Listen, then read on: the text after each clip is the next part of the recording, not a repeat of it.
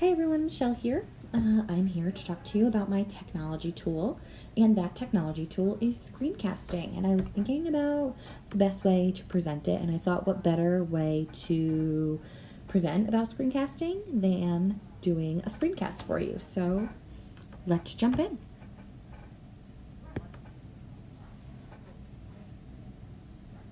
What is screencasting?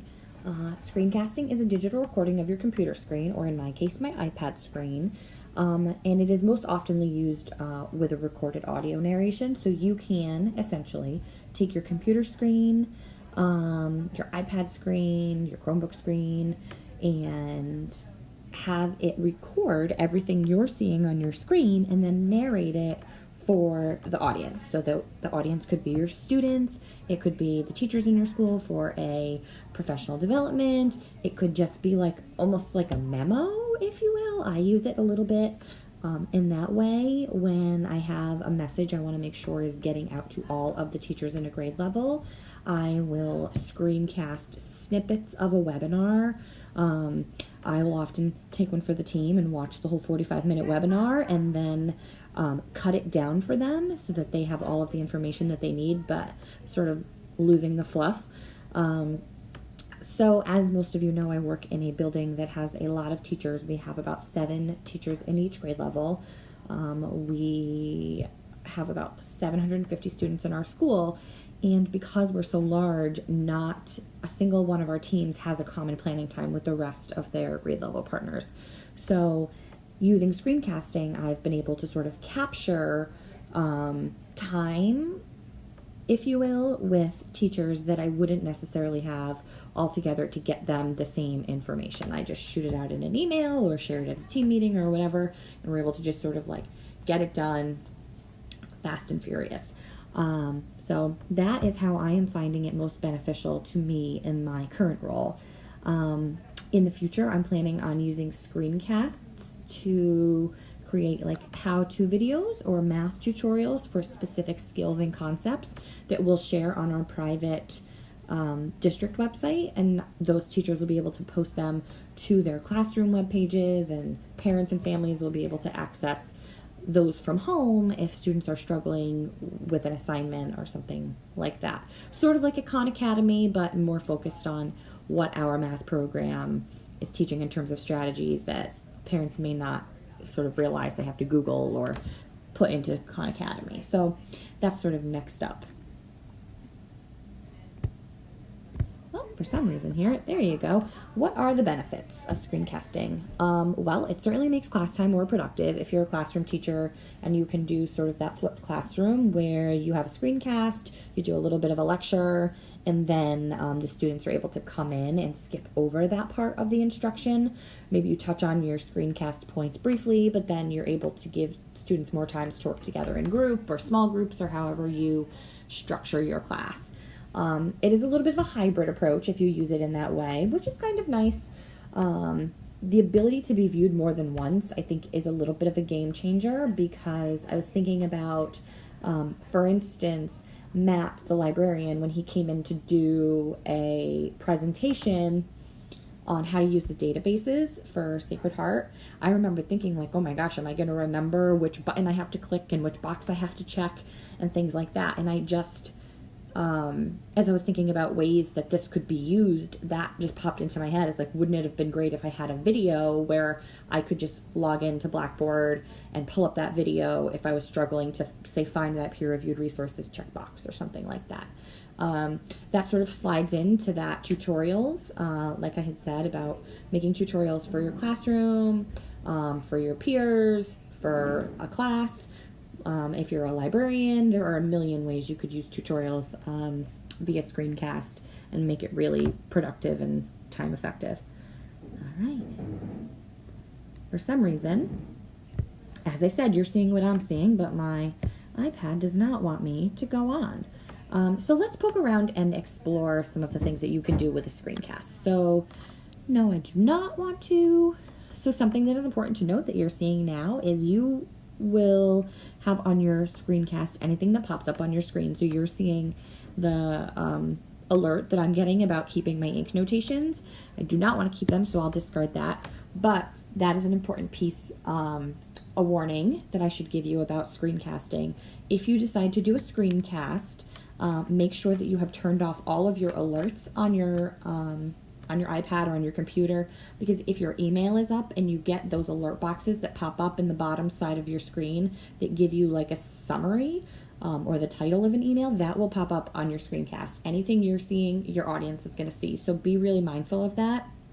It would really stink to do a screencast that you're about to put out to the PD and you're in a rush and then your email alerts are popping up as you're presenting. So that would be kind of unfortunate if you have sensitive information in your emails. So we are going to pop out of this PowerPoint. This is not cooperating, but let's just do it this way.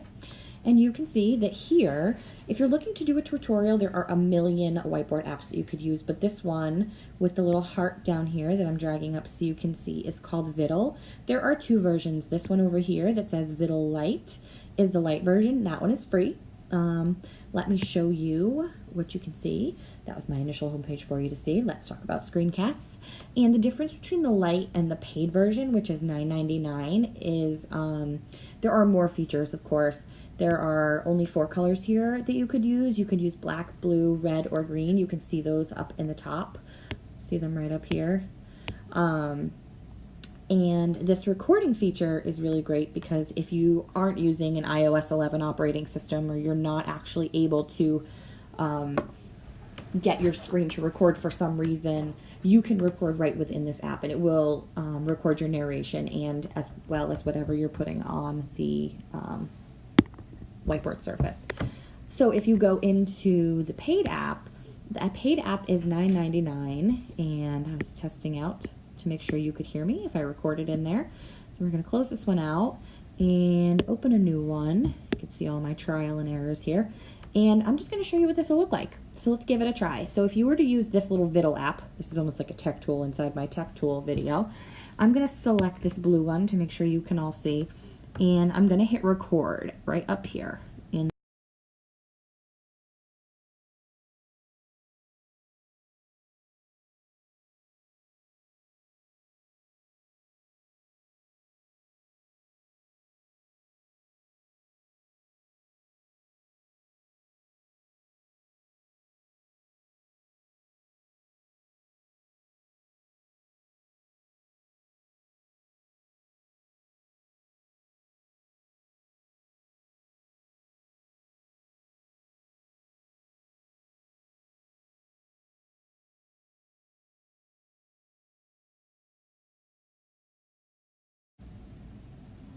And we will listen. Let's view it and see what it would look like if I was to send this over.